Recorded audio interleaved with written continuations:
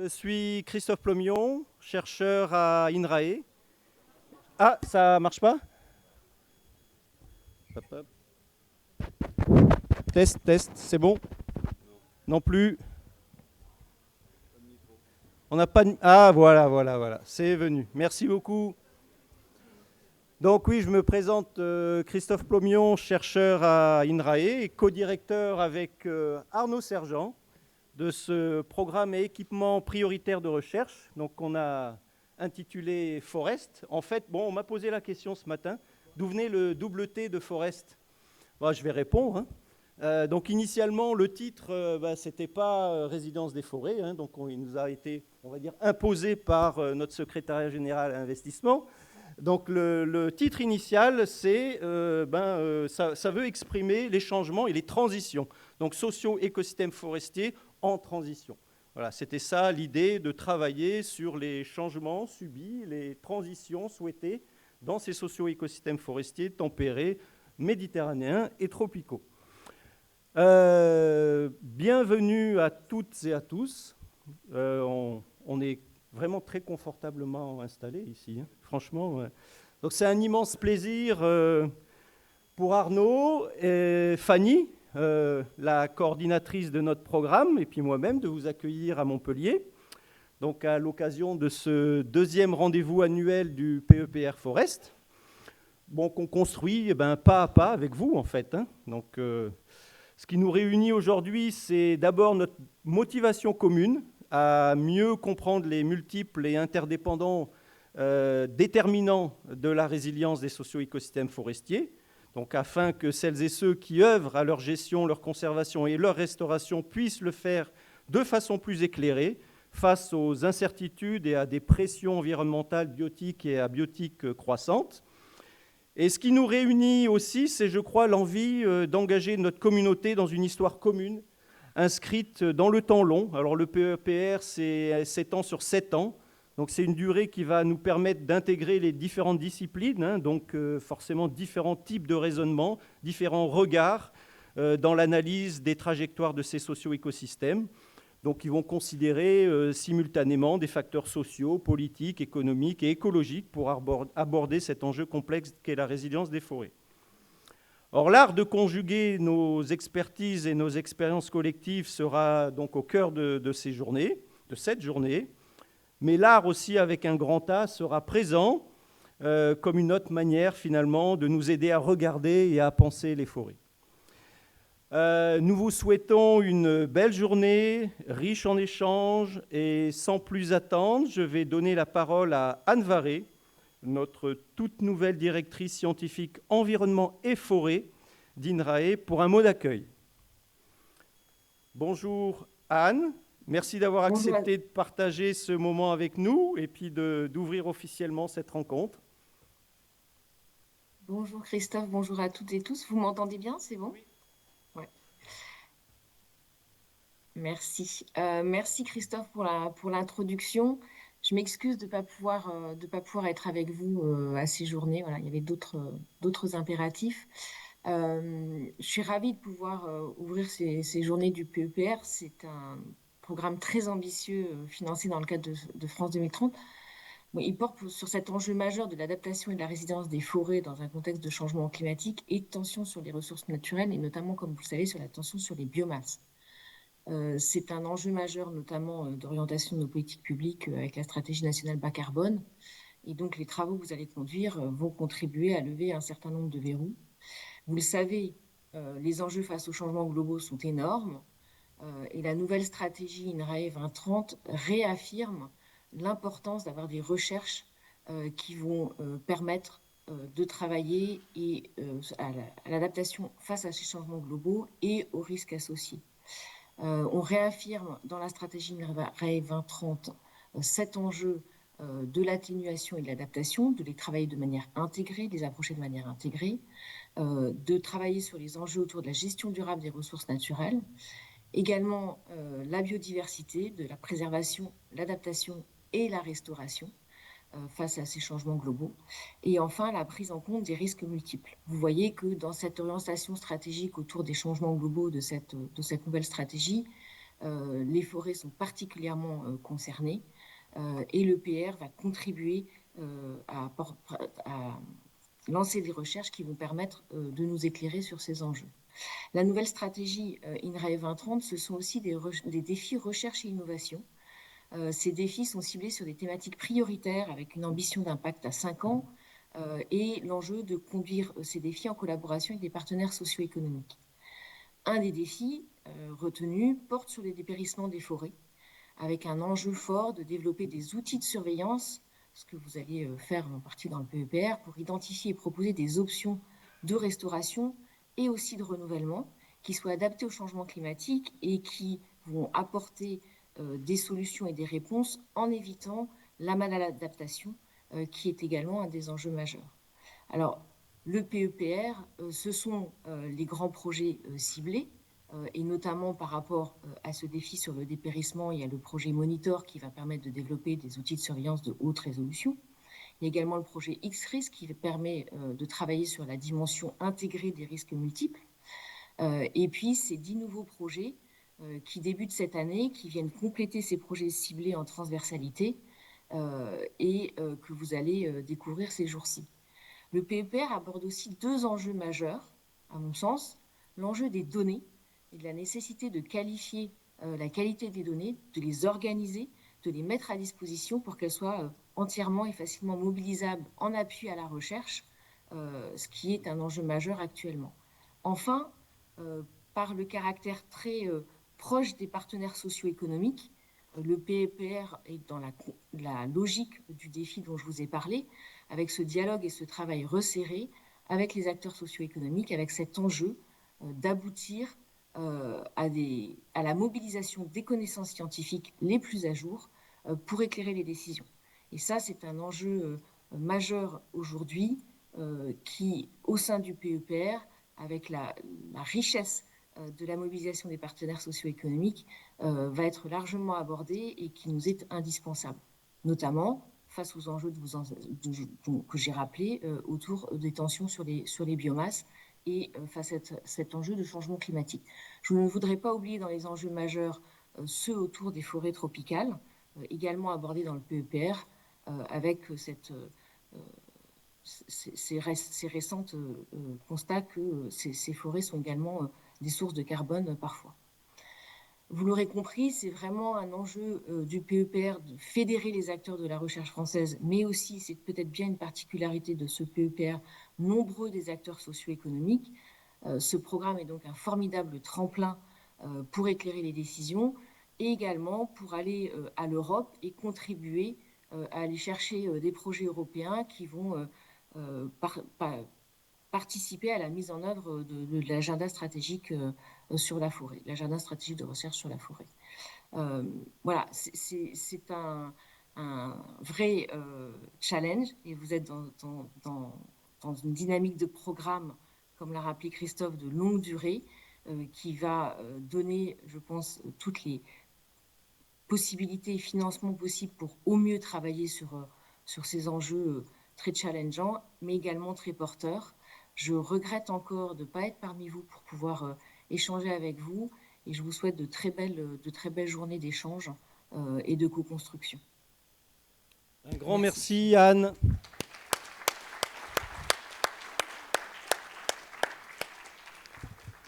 Bon voilà, sans plus attendre, on va passer à la prochaine séquence. On va vous brosser très rapidement les actualités du PEPR, les actualités de cette année, depuis donc, le premier événement en septembre-octobre 2024.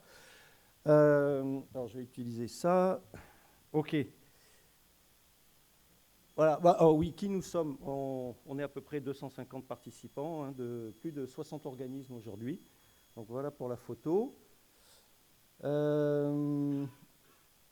Alors, en termes d'actualité, alors bon, je vais commencer par une actualité qui est très importante. Il va y avoir quand même une emphase aujourd'hui sur le lancement de ces 10 projets lauréats de l'appel à projets ouverts. Voilà, donc c'est la fin d'un processus qui a démarré tranquillement en 2 phases, en fait, avec un appel à manifestation d'intérêt qui a duré 3 mois au printemps 24 et qui s'est enclenché par cet appel à projet en octobre 24 et qui a fini en janvier 25. Voilà, qui a permis, ensuite, il y a eu une phase d'évaluation et de sélection des projets. Alors voilà quelques chiffres. À l'issue de l'appel à manifestation d'intérêt, donc il avait été vraiment très suivi. Il n'était pas obligatoire et pas sélectif. Hein, donc voilà, il s'agissait de donner du temps en fait à notre communauté pour poser sur le papier ses ambitions scientifiques, se structurer par rapport aux attendus des défis principaux du PEPR. Et on avait reçu 56 propositions. L'appel à projet donc, a été nourri en fait, de ces réflexions de l'appel à manifestation d'intérêt. Et voilà, il a été également aussi opéré par l'ANR. Alors lui, il était sélectif. On a reçu 31 projets. Et à l'issue, donc 31 projets, 40% coordonnés par des femmes, 60% coordonnés par des hommes. Pour être précis, 23 émergés venaient de l'appel à manifestation d'intérêt, 8 nouveaux. Et ces 31 projets ont été évalués par un jury international composé de 19 membres qui étaient représentatifs en fait, des disciplines et puis des biomes sur lesquels nous travaillons. 3 évaluations indépendantes par projet sur des critères un peu classiques qui ont abouti à in fine, 10 projets lauréats classés A par le jury d'évaluation. Donc pour un montant total de 12 millions d'euros. Alors ce sera notre seul appel à projet ouvert. On en avait prévu 2 dans le PEPR, mais bon, il y a eu, comment on peut dire ça, un hold-up financier de 10 millions qui ne nous a pas permis de construire ce second appel à projet qui aurait pu vraiment compléter et combler les trous du premier. Donc en tout cas, voilà, 10 projets après une séquence d'évaluation à l'oral ont été sélectionnés. Alors, je vous présente ici les sentiments généraux du jury de ces 19 collègues. Bon, ils ont salué évidemment la pertinence des objectifs scientifiques portés par le PEPR. On y avait travaillé tous ensemble, donc on portait une histoire commune, on a façonné ce programme nous-mêmes. Donc c'est un peu inédit, mais bon, voilà. Donc ils ont salué cette pertinence et l'effort de l'État de financer un tel programme sur la résilience des socio-écosystèmes forestiers. L'effort de structuration de la communauté nationale autour de nos 4 défis prioritaires. Je renvoie au document de cadrage qu'on a publié dans HAL. Et puis la qualité, surtout la qualité scientifique de l'ensemble des 31 projets. Donc il fallait bien, pour l'enveloppe, en sélectionner une sous-partie. Donc il y a 10 qui ont été sélectionnés.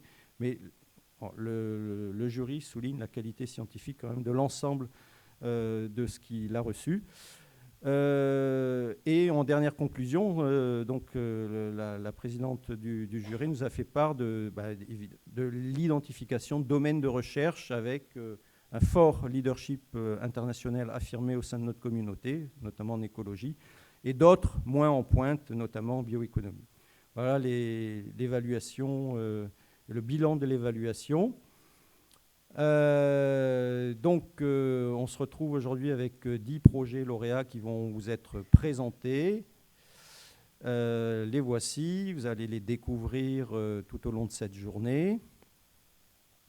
Au final, donc, on a 10 projets, 4 coordonnés par des femmes, 6 par des hommes, qui intègrent de nombreux établissements, parmi les EPST, les EPSCT français, ainsi que des porteurs d'enjeux associés à nos programmes de recherche. Alors en termes de couverture, là, on vous livre vraiment la cartographie par les projets ciblés et puis ces projets lauréats de l'appel à projet ouvert donc qui incarnent le programme. Voici la couverture sur les 4 défis scientifiques que sont la gouvernance, la bioéconomie, la résilience et le monitoring. Donc vous voyez, un peu décentré hein, sur deux de ces défis, résilience et monitoring, et deux défis assez peu couverts, hein, gouvernance et bioéconomie.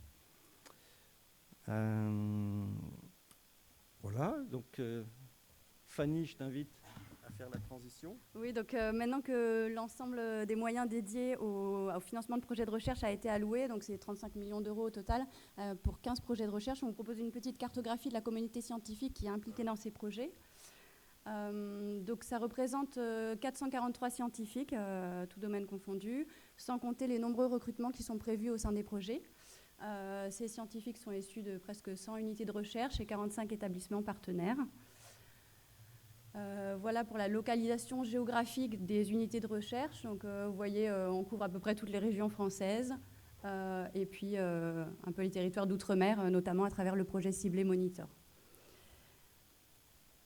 Vous pouvez retrouver toutes ces données sur le site internet du PEPR, donc par projet ou voilà, tout projet confondu.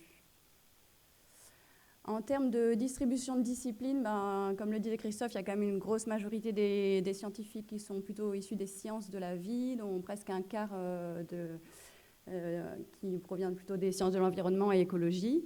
9% sur les sciences physiques, 9% en sciences humaines et sociales, et 16% sur les technologies, notamment avec informatique, IA et puis télédétection, et puis un petit peu d'art et humanité.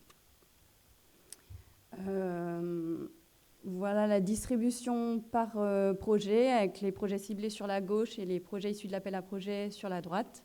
Vous voyez que sur les projets de l'appel à projet, on a vraiment renforcé cette dominante écologie, sciences de l'environnement. Un peu plus de SHS, notamment sur les projets ciblés. Donc, si vous voulez explorer d'autres aspects des projets ciblés, n'hésitez pas à prendre contact avec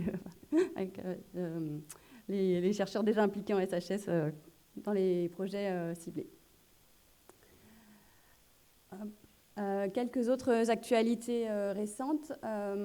Donc on a rendu en juin les résultats du premier appel à mobilité internationale et ultramarine. Donc c'est un appel à projet qui va être renouvelé tous les ans.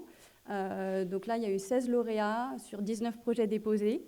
Donc 10 lauréats pour des mobilités sortantes, 5 pour des mobilités entrantes et une mobilité ultramarine.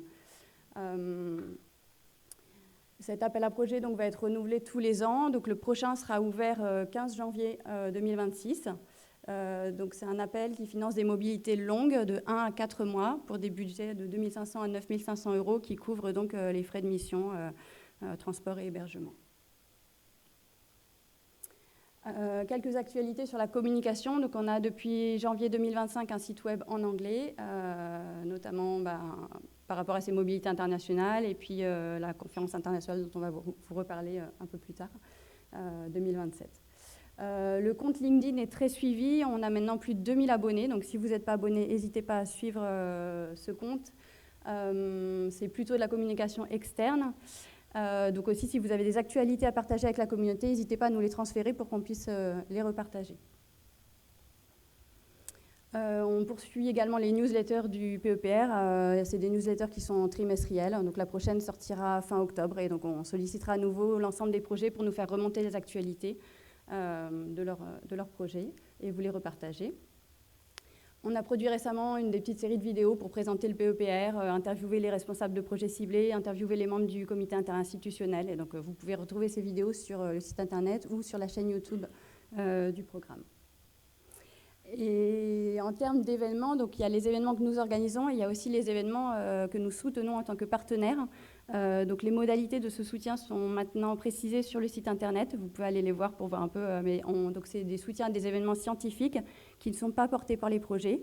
Donc ça peut être des événements à destination du grand public, comme voilà, on a soutenu les 3e rencontres du vivant et de la terre qui étaient à Rouen en décembre dernier, ou une maquette pédagogique au Salon de l'Agriculture. Ça peut être des événements à destination des scientifiques, comme le colloque qui a eu lieu en mars dernier à l'Institut de France, ou les 10 ans du dispositif OPMIX qui auront lieu en juin prochain, ou ça peut être des événements à destination des scolaires, comme prochainement. Donc on va soutenir un film dans le cadre du festival Paris Science sur la biodiversité des chauves-souris. Donc ce sera projection pour des élèves de CM1, CM2, 6e. Je te donne Donc, dans nos activités un petit peu de mutualisation de notre travail à tous, de cette communauté-là, pour faire communauté, on a aussi à cœur effectivement de valoriser un petit peu l'ensemble des productions. Donc, vous savez, on vous l'a aussi indiqué, hein, qu'on invite à ce que l'ensemble des publications soient mises sous voile. Mais on veut aussi aller plus loin que ça et essayer d'avoir, je dirais, une logique commune et de promouvoir une logique commune de publication scientifique et notamment soutenir les modes d'édition Diamant et encourager les publications dans ces journaux pour favoriser la science ouverte, une diffusion rapide des connaissances, réduire aussi la dépendance au système classique des éditeurs commerciaux et encourager toutes les initiatives qui donnent plus de visibilité à nos connaissances. Et donc, vous avez récemment une volonté de reprise en main et de promouvoir ces modalités de publication. On vous encourage très vivement, tous ensemble, à s'inscrire dans cette philosophie-là. Alors, c'est-à-dire uniquement, mais d'essayer d'encourager l'émergence et le développement de ce type de publication. Nous avons aussi un partenariat privilégié. Alors là, c'est avec la Revue forestière française, qui continue mémoire un petit peu, hein, depuis très longtemps, de ce qui est fait en recherche, en développement sur la forêt en France. Et donc ça aussi, c'est pareil. On va essayer de collaborer avec la Revue forestière pour essayer de vous offrir cette tribune et cette opportunité de garder sur le temps long, parce que c'est une vraie mémoire et un vrai enjeu aussi de communication auprès. On rappelle que l'ensemble des numéros de la Revue forestière sont en ligne.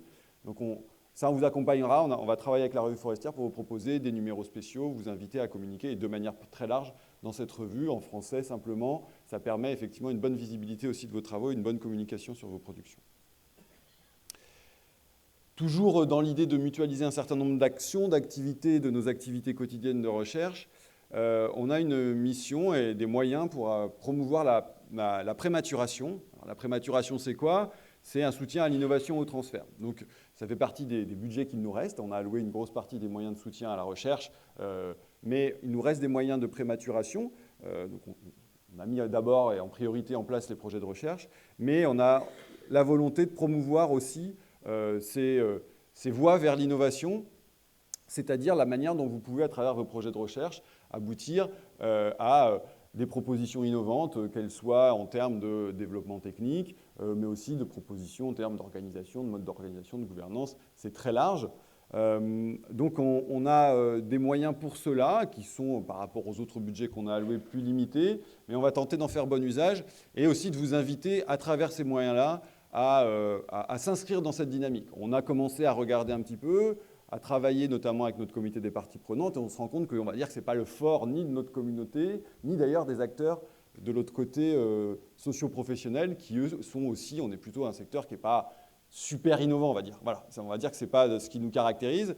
Donc c'est un enjeu de réconcilier, de retravailler cette interconnexion, et on va essayer, nous, d'accompagner aussi cette dynamique-là. Donc on a des moyens pour soutenir des projets, mais aussi on a des moyens de manière plus générale pour, je dirais, s'acculturer à cette approche-là, voir ce qui peut être aussi spécifique à nous, et pas seulement calquer des modèles d'innovation tels qu'ils peuvent se produire, s'opérer dans d'autres secteurs, mais dire finalement c'est quoi l'enjeu de l'innovation dans notre domaine forêt-bois, et c'est bien là-dessus qu'on va essayer de se cibler.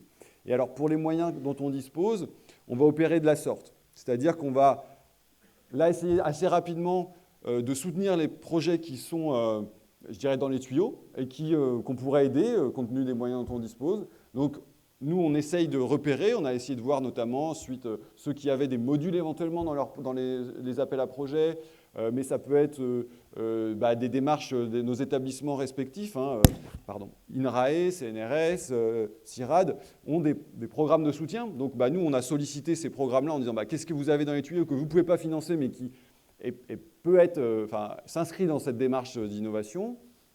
Et on vous invite d'ailleurs là, toujours à nous solliciter si vous avez des besoins, des demandes, des questions là-dessus. On peut peut-être aider, peut-être que notre dispositif ne sera pas adapté à ce dont vous avez besoin, mais on est aussi là pour vous accompagner, pour trouver d'autres dispositifs, parce que très honnêtement, les moyens pour soutenir l'innovation dans le domaine forêt-bois ne manquent pas. Ce n'est pas un problème de moyens. On est dans une situation où on a plutôt un manque de propositions. Donc on va lancer une première vague, là, début 2026, de quelques projets, ceux qui seront en capacité d'être soutenus et de se lancer assez rapidement. Ensuite, on va aussi on a commencé à travailler avec le RMT à Force, qui est une dynamique collective portée effectivement par nos établissements scientifiques et aussi par les acteurs de la RDI, que ce soit le CNPF, l'ONF, qui accompagnent cette dynamique-là autour du RMT à Force. Et donc là, c'est beaucoup autour des outils de la décision. Et donc, on va se joindre à eux pour faire un appel à projet commun et essayer de mutualiser nos forces pour proposer un appel à projet commun en 2027. Et le dernier tiers du budget, on le réserve peut-être un petit peu plus pour les projets, que ce soit les projets ciblés ou ceux issus de l'appel à projet, qui arriveront en fin de course et qui pourront potentiellement avoir des propositions à faire ou des petits projets de prématuration qu'on pourra soutenir à travers ce troisième tiers. En ce qui concerne une autre activité de mutualisation que l'on opère, c'est d'essayer de faire une animation scientifique. Alors, on sait que il y a beaucoup de choses, on est tous très sollicités, donc on essaye de le faire de manière parcimonieuse, mais on veut maintenir, je dirais, ce fil conducteur un petit peu du PEPR autour d'objets communs autour desquels on fait des animations. Donc récemment, Christophe, avec Maria Benito Garço et Isabelle Chouine, ont organisé un séminaire, un webinaire, j'imagine que certains d'entre vous y ont participé, autour des modèles de distribution d'espèces, qui a eu beaucoup de succès, où on a non seulement organisé un espace de discussion assez ouvert autour du sujet, et puis on a capitalisé aussi un ensemble de vidéos, de capsules vidéo qu'on vous invite à consulter sur le site YouTube, de l'ensemble des collègues qui ont fait leur présentation. C'est en mode webinaire où on peut regarder avant, et puis après, le moment du webinaire est consacré à la discussion scientifique. Et donc, ce mode-là, on va le conduire, pas de manière intensive. Vous faites des animations dans les projets aussi, on le sait, donc, mais quelques-uns ou deux par an. Donc le prochain, notamment, sera sur les Living Labs forestiers qu'on va lancer à la fin de l'année. Et donc, on vous fera passer l'information, on vous invitera aussi à y participer si vous êtes intéressé. Voilà pour ce premier volet. Si vous avez des questions, des remarques, des commentaires, des interrogations, des choses qui ne sont pas claires sur le dispositif, on est à votre... ou juste des remarques, des retours d'expérience, des insatisfactions. Ça peut aussi, après, vous pouvez nous attraper aussi dans un coin avec Christophe si vous avez des problèmes. A priori, ceux qui sont là sont ceux qui ont plutôt été financés, donc ils sont plutôt contents. C'est les autres qui ne sont pas là. Mais voilà, n'hésitez pas aussi à nous faire des retours. Nous, c'est un travail de long terme, de longue haleine. On essaye de faire effectivement... de réaliser la tâche qu'on nous a confiée de la manière la plus judicieuse possible. On espère qu'on est bien conscient que des fois on fait probablement, on ne peut pas satisfaire tout le monde, ou on ne fait pas les choses telles que, on apprend pas à pas et on essaye de faire au mieux. Mais en tous les cas, nous, on est preneurs de toutes les remarques, de tous les commentaires, de toutes les insatisfactions aussi, encore une fois, ou de tous les problèmes qui peuvent vous perdre. Eh bien, sans plus attendre, s'il n'y a pas de remarques ou s'il n'y a pas de remarques en public, on va passer à la suite. On va vous présenter une initiative... c'est toi qui le fais. Vas-y, je te laisse. Je vais introduire la prochaine séquence. Bon, figurez-vous que les Montpelliérains, ils ont vraiment de la chance. Je ne parle pas de leur magnifique victoire contre Toulouse il y a 15 jours. Peut-être un peu de la chance. Désolé. Mais dans quelques semaines, dans un lieu insolite de la commune de Montpellier, ils vont pouvoir découvrir, se plonger dans l'univers de la forêt tropicale et y découvrir comment les chercheurs œuvrent à mieux les comprendre pour mieux les préserver. Donc c'est le thème de l'expo photographique qu'Erwan Legac, donc étudiant en Master 2 en médiation scientifique, et Plinio Sist, chercheur au CIRAD, vont vous présenter maintenant en avant-première aujourd'hui au Quorum. Et donc merci beaucoup Erwan et Plinio, à vous.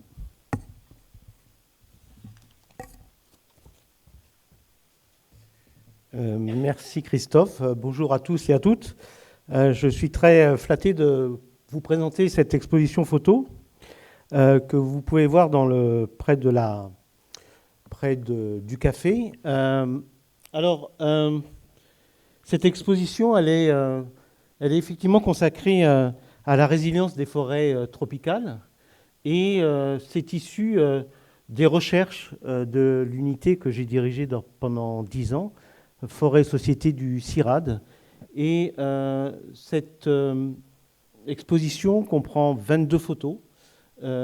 Et ces photos ont été réalisées principalement par les collègues de l'unité Forêt Société. Il y a aussi quelques photos de CIRADiens qui n'appartiennent pas à cette unité, mais qui sont quand même liés à travers leurs travaux à Forêt Société. Et c'est des photos qui sont tirées d'un livre que nous avons publié collectivement en 2021 et qui s'appelait « Vivre avec les forêts tropicales » et que vous pouvez toujours acheter sur le site de Muséo. C'est un livre d'environ 200 pages et qui est un petit peu la carte de visite de l'unité Forêt Société. On voulait un petit peu présenter au grand public ce que nous faisions et insister surtout sur les interactions entre les humains et les forêts. Notre credo, notre religion est de dire qu'une façon de conserver les forêts tropicales, c'est de les gérer de façon durable au bénéfice des populations locales et que c'est un mode de conservation complémentaire aux aires protégées. Alors il y a 5 grands axes.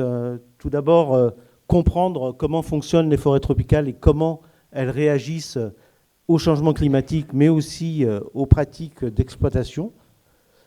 Le deuxième fil conducteur, c'est comment articuler les conflits d'usage pour préserver ces forêts. Les forêts, ce n'est pas que du bois, c'est des produits forestiers non ligneux, c'est des services également environnementaux. Donc comment concilier cette exploitation tout en préservant les services environnementaux qu'elle procure. Et puis comment aujourd'hui, autant il y a encore 30 ans, on travaillait beaucoup sur l'impact des pratiques et très peu finalement sur l'effet du changement climatique. Aujourd'hui, c'est devenu une problématique importante et les jeunes chercheurs et chercheurs seront confrontés justement à cette double impact, à la fois des pratiques dans un contexte de changement climatique. Le quatrième fil conducteur, c'est la restauration forestière. Je rappelle qu'aujourd'hui, notamment en Amazonie, la dégradation des forêts est tout aussi importante que la déforestation en termes de surface.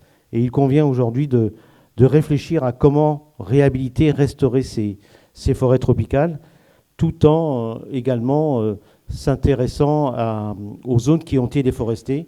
Je rappelle qu'entre 1990 et 2020, on a perdu plus de 400 millions d'hectares de forêts tropicales et que donc c'est des espaces qui sont beaucoup abandonnés et qu'il convient d'essayer de réfléchir à comment les restaurer. Et puis, le deuxième fil conducteur, c'est tout le pan de recherche sur le suivi de la dynamique forestière, comment ces forêts se reconstituent, comment elles se régénèrent après des incendies, après une exploitation forestière. C'est les mêmes problématiques, finalement, que les forestiers en milieu tempéré. La grande différence, c'est que les forestiers tropicalistes, eux, doivent gérer environ entre 150 et 300 espèces d'arbres à l'hectare, contre une 15 ou vingtaine en Europe. Mais aujourd'hui, en Europe, on voit bien qu'il y a tout un pan de la foresterie tempérée qui promeut justement cette gestion multi-espèces. Et je pense qu'il y a beaucoup de synergies à développer entre les forestiers tropicalistes et les forestiers tempérés, notamment justement dans comment gérer des milieux aussi diversifiés et encore une fois dans un contexte de changement climatique. Alors l'exposition sera montrée pendant cette journée au Quorum. Elle ira ensuite à la Fête de la Science à l'Université de Montpellier. Et puis on est en train de négocier une exposition à la gare Saint-Roch du 29 octobre au 12 décembre. Je dois remercier vraiment Erwan et Fanny pour avoir contacté la SNCF sous le conseil de Sophie Delamoussia, qui je ne sais pas si elle est là, mais c'est beaucoup grâce à elle si on a eu le contact de la SNCF. Sophie Delamoussia, c'est notre chargée com relations médias au CIRAD. Et donc, je voulais vraiment remercier cette équipe pour avoir pris le temps de contacter des potentiels exposants et la SNCF a accepté pour héberger cette exposition, donc, qui aura lieu du 29 octobre au 12 décembre. Et je pense que c'est pour à la fois le PEPR, le CIRAD et l'unité Forêt Société une chance d'être beaucoup plus visible. Et j'espère que cette exposition aura du succès. Voilà pour les informations. Je vais laisser la parole maintenant à Fanny qui va vous expliquer la prochaine exposition photo, parce que ça va être chaque année des nouvelles expositions. Chaque année, il y aura des expositions photos. Donc, allez-y, il y a une équipe de professionnels d'enfer. Franchement, c'était un plaisir de travailler avec vous. Merci Fanny.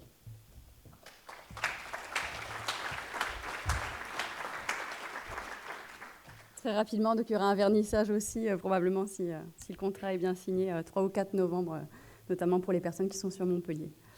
Et donc ce sera annoncé sur le site internet dès qu'on en aura confirmation.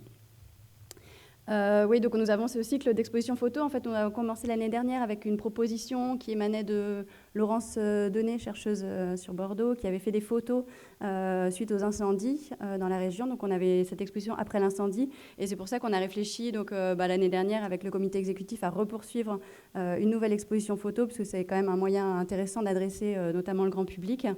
Donc avec cette année, voilà, l'exposition sur les forêts tropicales. Et donc l'année prochaine, nouvelle thématique, on va parler de la biodiversité en forêt, quelles fonctions, quels services, quels inconnus. Donc cette fois-ci, c'est vraiment un appel à contribution. Donc toute la communauté a donc on va ouvrir ça le 15 octobre et puis voilà, on fait un appel à contribution de la communauté, des partenaires, etc. pour nous soumettre des photos d'ici le 15 mai prochain. Donc c'est des photographies qui devront illustrer les rôles écologiques de la biodiversité en forêt, les services qu'elle rend aux usagers de la forêt.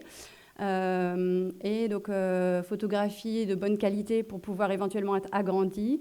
Notamment la SNCF était très intéressée par ces projets d'exposition photo, donc voilà, ils nous ont même dit qu'éventuellement pour la suite, il y aurait peut-être moyen de réitérer ça dans les autres lieux, les autres villes où on fera notre tour de France. Donc c'est important que les photos soient en bonne qualité. Et c'est important aussi qu'elles soient accompagnées d'un texte qui explique notamment les fonctions ou les rôles de l'élément photographié, l'état des connaissances scientifiques sur le sujet ou les enjeux et questionnements actuels de la recherche, puisque donc, les personnes qui exposent sont très intéressées à ce qu'il y ait vraiment du contenu, un texte qui accompagne les photographies. Et donc après le 15 mai, en fonction des contributions reçues, on pourra consolider un texte sur la base des contributions. Et donc là, on visera une première découverte de l'exposition donc, pendant les journées annuelles de l'année prochaine. Voilà.